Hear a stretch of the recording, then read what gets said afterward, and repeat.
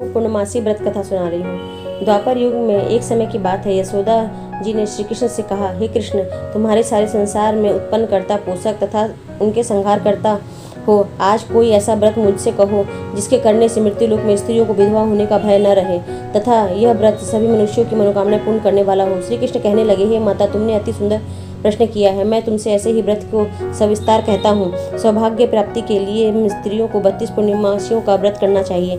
इस व्रत के करने से स्त्रियों को सौभाग्य संपत्ति मिलती है। यह व्रत अचल सौभाग्य देने वाला है और भगवान शिव के प्रति मनुष्य मात्र की भक्ति को बढ़ाने वाला है। यशोदा जी के कहने लगी, हे कृष्ण, सर्वप्रथम इस व्रत को मृत्यु लोक में किसने किया था, इसके विषय में विस्तार पूर्वक मुझसे कहो। श्री कृष्ण जी ने कहने लगे कि इस भूमंडल पर एक अत्यंत प्रसिद्ध राजा चंद्रहास से पालित अनेक प्रकार के रत्नों से परिपूर्ण कातिका नाम की एक नगरी थी। वहाँ पर धनेश्वर नामक एक ब्राह्मण था और उसकी स्त्री अति सुशीला रूपवती थी। दोनों ही उस नगरी में बड़े प्रेम के साथ रहते थे। घर में धन धान्य आदि की कमी नहीं थी। उसको बड़ा दुख था कि उनको कोई संतान नहीं थी। इस दुख से वह अत्यंत दुखी रहते थे। एक समय एक बड़ा तपस्वी योगी उस नगरी में आया। वह योगी उस ब्राह्मण के घर को छोड़कर अन्य सब घरों से भिक्षा लाकर भोजन किया करता था। रूपवती ने से वह भिक्षा नहीं लिया करता था। एक दिन रूपवती ने भिक्षा न लेकर किसी अन्य घर से भिक्षा लेकर गंगा किनारे जाकर भिक्षान को प्रेम पूर्वक खा रहा था कि धनेश्वर ने योगी का यह सब कार्य किसी प्रकार से देख लिया। अपनी भिक्षा के अनादर से दुखी होकर धनेश्वर योगी से बोला, महात्मन, आप सब घरों से भिक्षा लेते हैं परंतु मेरे घर की भिक्षा कभी भी नहीं लेते। इसका कारण क्या है? योगी ने कहा कि निसंतान के घर की भीख पतितों के अन्न के तुल्य होती है और जो पतितों का अन्न खाता है वह भी पतित हो जाता है।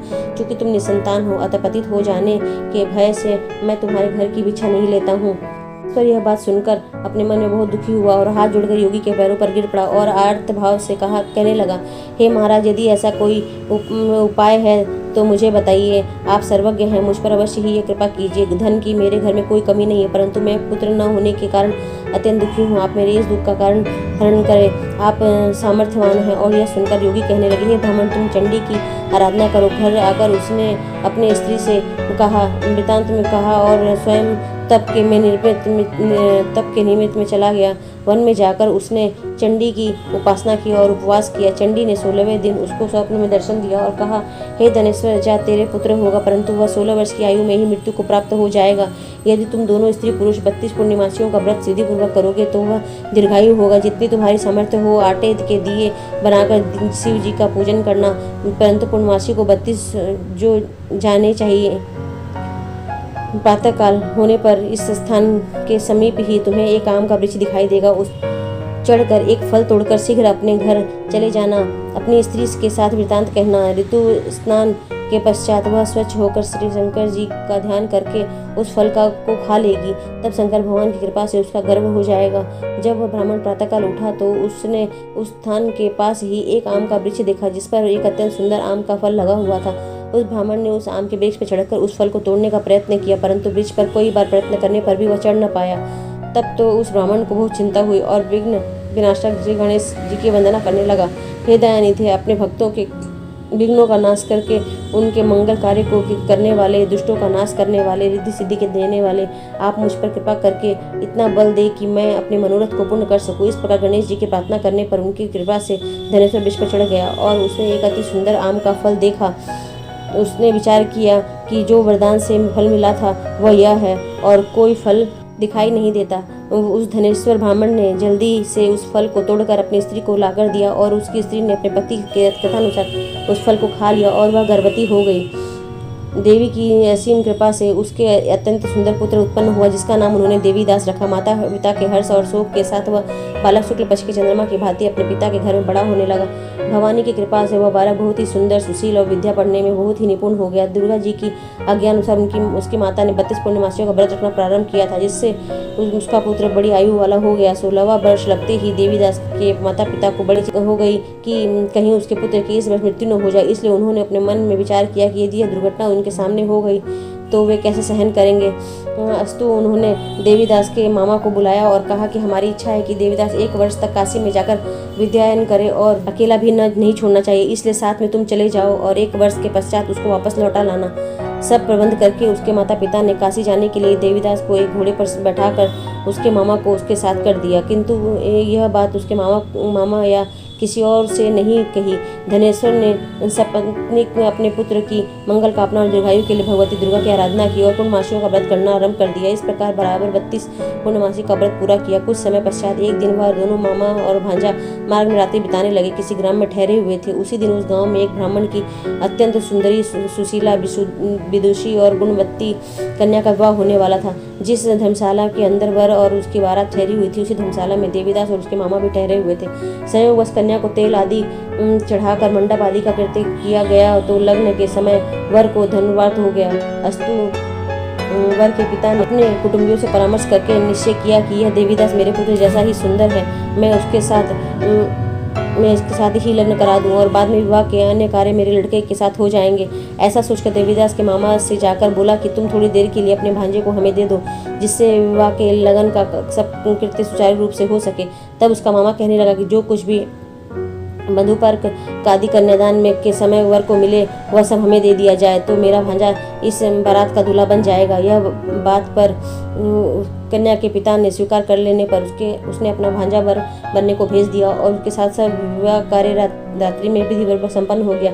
पत्नी के साथ वह भोजन न कर सका और उसके मन में सोचने लगा कि न जाने यह किसी स्त्री होगी। वह एकांत में इसी सोच में गर्म निश्वास छोड़ने लगा तथा उसकी आंखों में आंसू भी आ गए। तब बधू ने पूछा कि क्या बात है पा, आप इतने उदासीन और दुखी क्यों हो रहे हैं। तब उसने सब बातें जो वर के पिता व उसके मामा के से हुई उसको बतला दी। कहने लगी यह ब्रह्म विवाह के विपरीत हो कैसे सकता है। देव, ब्राह्मण और अग्नि के सामने मैंने आपको ही अपना पति बनाया है, इसलिए आप ही मेरे पति हैं। मैं आपकी ही पत्नी रहूंगी, किसी अन्य की कदापि नहीं। तब देवीदास ने कहा ऐसा मत करिए, क्योंकि मेरी आयु बहुत थोड़ी है। मेरे पश्चात आपकी क्या गति होगी, इन बातों को अच्छी तरह विचार लो। परंतु वह दृढ़ विचार करवा ली थी। बोली कि जो आपकी गति होगी वही मेरी गति होगी। हे स्वामी, आप उठिए और भोजन करिए, आप निश्चय ही भूखे होंगे। इसके बाद देवीदास और उसकी पत्नी दोनों ने भोजन किया तथा शेष रात्रि में सोते रहे। प्रातःकाल देवीदास ने अपनी पत्नी को 3 नगों से जड़ी हुई एक अंगूठी दी, एक रुमाल दिया और बोला हे प्रिय, इसे लो और संकेत समझकर स्थिरचित हो जाओ। मेरा मरण और जीवन जानने के लिए एक पुष्प वाटिका बना लो, उसमें सुगंध वाली एक नव मल्लिका लगा लो, उसको प्रतिदिन जल से सिंचा करो और आनंद के साथ खेलो कूदो तथा उत्सव मनाओ। जिस समय और जिस दिन मेरा प्राणांत होगा ये फूल सूख जाएंगे और जब ये फिर हरे हो जाएंगे तो जान लेना कि मैं जीवित हूँ। यह बात निश्चय करके समझ लेना, इसमें कोई संभव संशय नहीं है। यह समझाकर वह चला गया। प्रातःकाल होते ही वहाँ पर गाजे बाजे बजने लगे और जिस समय विवाह के कार्य समाप्त करने के लिए वर तथा सब बाराती मंडप में आए तो कन्या ने वर को भली प्रकार से देखकर अपने पिता से कहा कि यह मेरा पति नहीं है। मेरा पति वही है जिसके साथ रात्रि में मेरा परिग्रहण हुआ था, इसके साथ मेरा विवाह नहीं हुआ है। यदि यह वह नहीं है तो बताए कि मैंने इसको क्या दिया। मधुपर्क और कन्यादान के समय जो मैंने भूषणादि दिए थे उन्हें दिखाएं तथा रात में मैंने क्या गुप्त बातें कही वह सब सुनाए। पिता ने उसके कथानुसार वर को बुलवाया। कन्या की सब बातें सुनकर वह कहने लगा कि मैं कुछ नहीं जानता। इसके पश्चात लज्जित होकर वह अपना समूह लेकर चला गया और सारी बारात भी अपमानित होकर वहां से लौट गई। भगवान श्री कृष्ण बोले हे माता, इस प्रकार देवीदास काशी विद्यायन के लिए चला गया।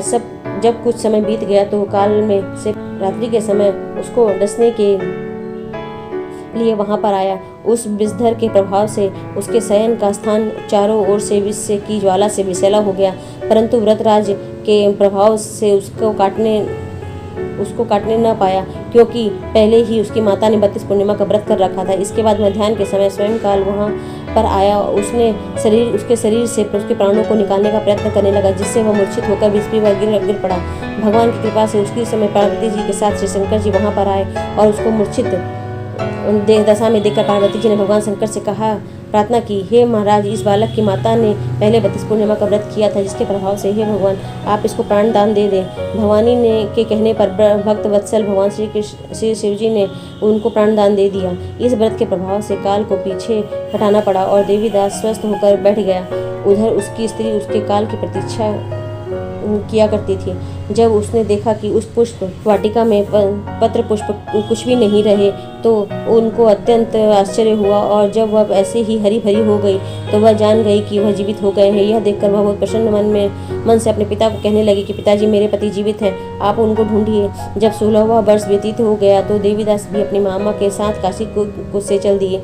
इधर उसे ससुर उसको ढूंढने के लिए अपने घर से जाने वाले थे कि वह दोनों मामा भांजा वहाँ पर आ गए। उनको आया देखकर उनका ससुर बड़ी प्रसन्नता से अपने घर ले गए। उस समय नगर के निवासी भी वहाँ इकट्ठे हो गए और सबने निश्चय किया कि अवश्य ही इसी बालक के साथ इस कन्या का विवाह हुआ था। उस बालक को जब कन्या ने देखा तो पहचान लिया और कहा कि यह तो वही है जो संकेत करके गया था। तदुपरांत सभी कहने लगे कि भला हुआ जो यह आ गया, और सब नगर निवासियों ने आनंद मनाया। कुछ दिन बाद देवीदास अपनी पत्नी और मामा के साथ अपने ससुर के घर से बहुत सा उपहार आदि लेकर अपने घर के गांव के निकट आ गया। तो कई लोगों ने उनको देखकर उनके माता पिता को पहले ही जाकर खबर दे दी कि तुम्हारा पुत्र देवीदास अपनी पत्नी और मामा के सहित आ रहा है। ऐसा समाचार सुनकर पहले तो उन्हें विश्वास ही नहीं हुआ, किंतु जब और लोगों ने भी आकर उनकी बात का समर्थन किया तो उनको बड़ा आश्चर्य हुआ। लेकिन थोड़ी देर में देवीदास ने अपने माता पिता के चरणों में अपना सिर रखकर प्रणाम किया और अपनी पत्नी से अपने सास ससुर के चरणों को स्पर्श किया। तो माता पिता ने अपने पुत्र और पुत्रवधू को अपने हृदय से लगा लिया और दोनों की आंखों में प्रेमाश्रु बह चले। अपने पुत्र और पुत्रवधू के आने की खुशी में धनेश्वर ने बड़ा भारी उत्सव किया और ब्राह्मणों को भी बहुत सी दान दक्षिणा देकर प्रसन्न किया। श्री कृष्ण जी कहने लगे, इस प्रकार धनेश्वर 32 पूर्णिमाओं को व्रत के प्रभाव से पुत्रवान हो गया। जो भी स्त्री इस व्रत को करती है वे जन्म जन्मांतर के वैधव्य का दुख नहीं भोगती और सदैव सौभाग्यवती रहती है। यही मेरा वचन है, इसमें कोई संदेह नहीं है मानना। यह व्रत पुत्र पौत्रों को देने वाला तथा संपूर्ण मनोकामनाओं को पूर्ण करने वाला है। 32 पूर्णिमाओं के व्रत करने से व्रतों की सब इच्छाएं भगवान शिव जी कृपा से पूर्ण हो जाती हैं। सभी प्रेम से बोलो शिव शंकर भोलेनाथ की जय।